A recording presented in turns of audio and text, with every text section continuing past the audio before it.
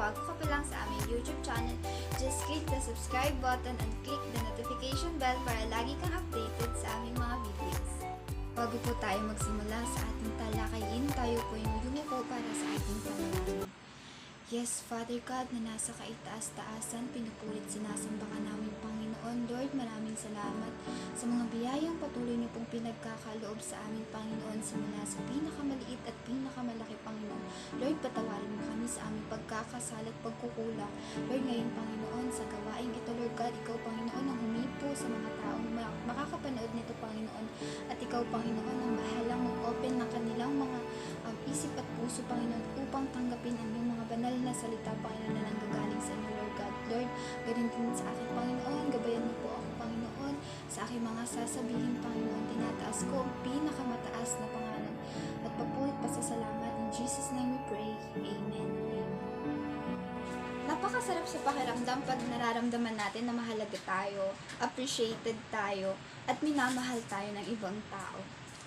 Marami naman tayong pagmamahal na natatanggap araw-araw. Maybe galing to sa ating mga kapamilya, sa kaibigan, or sa mga ka-churchmate, and even sa mga strangers na nakakasalamuhan natin araw-araw. But, may isang higit na pagmamahal na minsan nakakalimutan natin.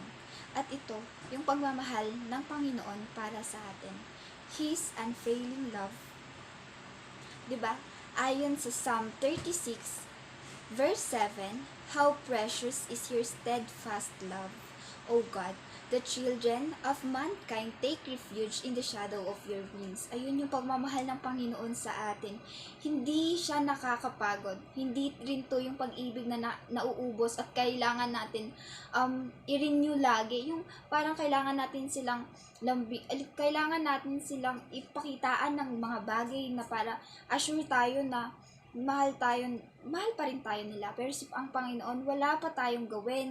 Hindi ka kailangan gumawa ng mga bagay para mahalin ka niya. Ayun yung Panginoon. But it is sad na kahit na may ganun tayong pagmamahal na natatanggap araw-araw, may isip pa rin ng ibang tao na walang nagmamahal sa kanila. Some people are anxious because they feel that they aren't love. Pero mali yun. You are love. Diba? Sabi sa 1 John 4:19, we love because He first loved us. Kasi ngayon sa kabataan, ngayon sa totoo lang, hindi lang sila ma-crush back ng crush nila, wala na nagmamahal sa kanila. Or hindi lang sila mabilihan ng mga gusto nila, bagong phone, or mga mamahaling bagay na ginugusto nila, wala na nagmamahal sa kanila. Hindi yun. Hindi lang kasi sa material na bagay nakikita yung pagmamahal, kundi yung pang-support or yung mga way ng pag-rare sa atin or yung pagpapalaki sa atin, ayun yung pagmamahal. Iba naman kasi yung pagmamahal ng Panginoon sa atin. Minsan masakit yung pagmamahal ng Panginoon kasi sometimes hindi natin din nakukuha yung mga bagay na ginugusto natin. Kasi ganun yung Panginoon. Alam niya kasi na sometimes yung mga gusto natin hindi naaayon sa will niya, sa plano niya. Kaya tayo nasasaktan. Kaya 'di ba, pagmahal ka kasi ng Panginoon, dinadirect ka niya kung saan yung pinaka-best or pinakamaganda para sa iyo. Kasi tayo mga tao, hindi naman natin alam kung ano yung the best para sa atin. Kasi nagte-take tayo ng decision ayon sa feelings natin. At ayun, yung minsan na nagiging way natin or yun yung nagdudulot sa atin na pag-iisip na hindi tayo mahal ng Panginoon kasi hindi natin nakukuha din yung mga ginugusto natin o yung mga plano natin is hindi nasusunod. Sometimes, we feel na walang nagmamahal sa atin.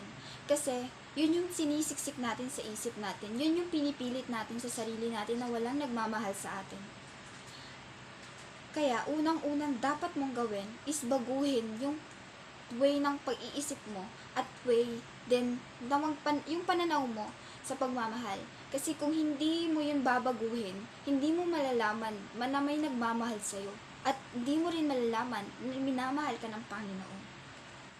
Some are blinded what love really was. 'Di ba? Kung ano talaga yung pagmamahal. Hindi natin malalaman na mahal tayo ng Panginoon kung hindi natin alam kung ano yung pagmamahal. Or hindi natin mafe-feel yung pagmamahal ng Panginoon kung hindi din natin alam kung ano yung pagmamahal. So, ayon sa 1 John 4:7 to 8, Beloved, let us love one another, for love is from God. And whoever loves has been born of God and knows God. Anyone who does not love does not know God, because God is love. Ayun, kung hindi natin kilala ang Panginoon, hindi din natin malalaman kung ano ang pagmamahal.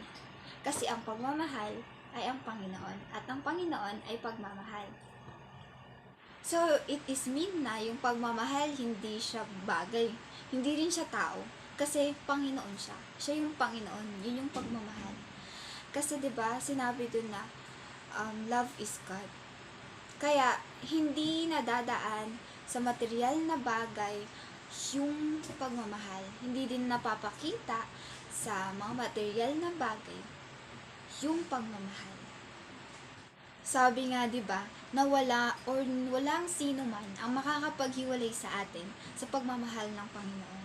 Hindi kasalanan, hindi yung flaws natin, hindi yung mga shortcomings, tsaka even yung kamatayan, hindi tayo mahihiwalay nito sa pagmamahal ng Panginoon sa atin.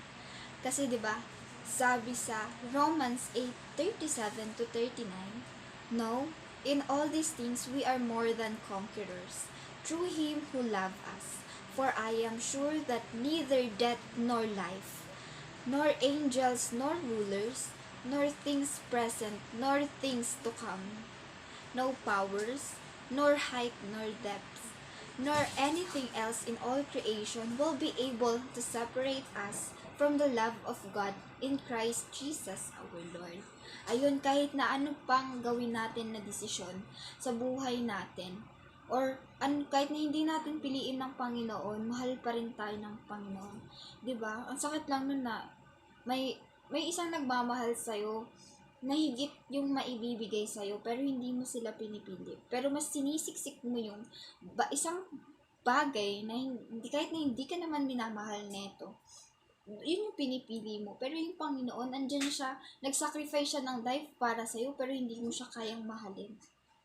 So, wag na tayong magpapabulag-bulagan. Wag kang maging, manhid sa pagmamahal ng Panginoon. Tsaka wag kang magpakamartir sa mga bagay na kakasakit mo lang. Kasi 'di ba, wala tayong magagawa pag ang Panginoon na yung nagmamahal sa atin. Lastly was, where the love He was given.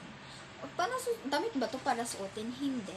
Ang ibig sabihin dito is, accept mo yung pagmamahal na ino-offer sa'yo ng Panginoon. Hindi mo mararamdaman yung pagmamahal ng Panginoon sa'yo kung hindi mo to ina-accept or hindi mo siya tinatanggap sa sarili mo na minamahal ka ng Panginoon. So, kailangan natin tong tanggapin.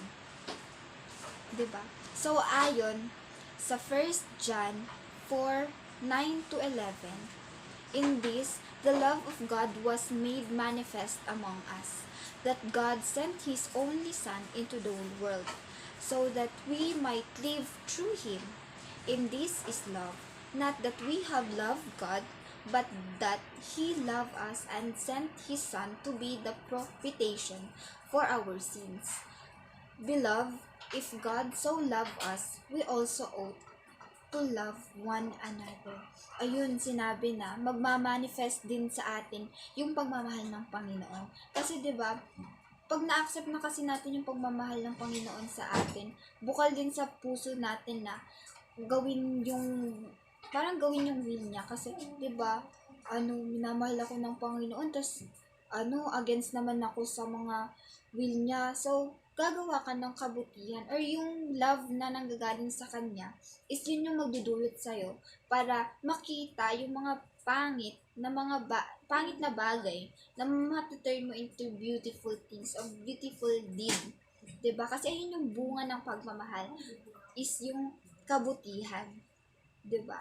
So, sinabi din dun na we ought to love one another. 'Di ba? Minahal ka ng Panginoon, so magmahal ka din. Ipakita mo din sa mga tao yung pagmamahal na nanggagaling sa Diyos. Ano ba yung pagmamahal na nanggagaling sa Diyos? Paano natin pala siya i-share yung pagmamahal na nanggagaling sa Diyos? It is to share the love He was given through His words. Ayun, yung ipahayag natin sa Kanya o ipakilala sa mga tao yung Diyos. Ayun yung best way na ipadama sa ibang tao yung pagmamahal natin sa Kanya. 'Di ba? Kasi ngayon, akala ng tao, yung pagsabi ng I love you is yung way para ipadama sa mga tao na mahal natin sila. But sa ating mga believers is hindi ganun yung way natin para express yung love natin sa kanila. It is yung ipakilala sa kanila kung ano talaga yung pagmamahal at ito yung Panginoon. 'Di ba? Kaya nga yung iba ini-invite natin sa church, ini-invite natin sa mga cell groups natin at pinagpe-pray natin sila. Ayun yung the best. Yung marinig natin sa isang tao na I pray for you. Kasi yung pagpe-pray natin sa kanila hindi naman para sa kapamakan nila, 'di ba? Kundi yung ipag-pray sila para sa ikabubuti, sa kaligtasan at paglago nila as a person at as a mananampalataya. So, in behalf of Jesus, King of Glory Church, Bulacan Chapter, andito ako sa inyong harapan, pinapaalala at binabahagi sa inyo na despite na hindi man gaano kaganda yung sitwasyon natin ngayon or mahirap man yung kinakaharap natin ngayon, yung pagmamahal ng Diyos is laging nasa sa atin. So, bago ko tapusin itong message na ito, may ibabahagi akong isang quotation sa inyo na let your love for God change the world, but never let the world change your love for God. Kung hindi nababago yung pagmamahal ng Diyos para sa atin, huwag din natin hayaan na yung problema, yung mga trials, tsaka yung mga kabigatan sa buhay natin, yung magpapabago sa atin. Kundi, gawin natin yung pagmamahal natin sa Diyos ang magpapabago sa sitwasyon natin. Tayo po yumuko para sa isang panalangin. Yes, Father God, na nasa kaitaas-taasan, pinupurit sinasamba ka namin, Panginoon. Lord, maraming salamat sa pagkakataon na ito, Panginoon, para ibahagi ang iyong mga banal na salita, Panginoon. Lord, ikaw ang kumilos sa bawat isa, Panginoon, at nawa, Panginoon, ng pagmamahal mo ang mangibabaw sa bawat isa, Panginoon. Ang pagmamahal, Panginoon, ang mangibabaw din sa amin, Lord God. Lord, nawa yung pagmamahal na ito ang magdulot, Panginoon, ng pagkakaisa, Panginoon, ng pagpapatawad, Panginoon, at peace, Lord God, all over the world, Lord God. In Jesus' name we pray.